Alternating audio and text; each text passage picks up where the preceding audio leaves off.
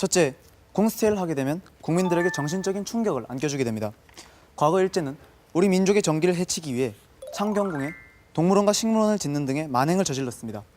이는 선조들의 지혜를 담고 있는 건축물의 90%를 소실시켰을 뿐만 아니라 우리 민족의 자존심에도 큰 상처를 주었습니다. 한번 없어지면 그 역사를 다시는 복원할 수 없는 문화재의 특성을 고려한다면 공스테이를 위해 궁을 개조하는 것은 결국 낙선제의 훼손을 가져올 것이며, 이는 국민 정서에 충격을 가하는 결과도 동반하는 행위가 될 것입니다.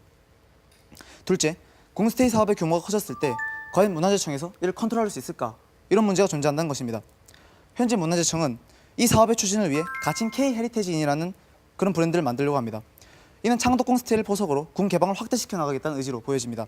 문제는 이렇게 확대되면 결국 민간 기업으로 숙박업체의 경영이 넘어가게 될 가능성이 굉장히 높아지고, 그러면 정부 부처인 문화재청에서 몸집이 커진 기업을 이렇게 컨트롤할 수 있겠느냐라는 것입니다. 셋째, 국민의 여론을 수렴하여 결정해야 하는 문제라는 것입니다. 다른 외국의 왕실과 성의 개방은 소유주인 왕실과 성주의 결정으로 이루어졌습니다.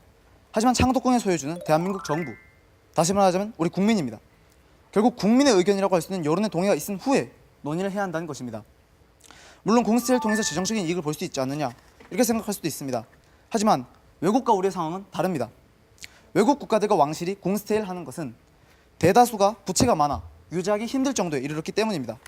반면 궁 유지에 큰 어려움이 있지도 않은 상황에서 한번 훼손되면 복원할 수 없는 문화재를 담보로 돈을 벌어야 한다는 주장은 설득력을 가지기 어렵습니다.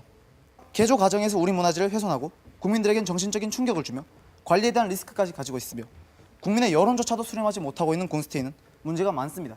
때문에 저희 팀은 이에 반대하는 입장입니다.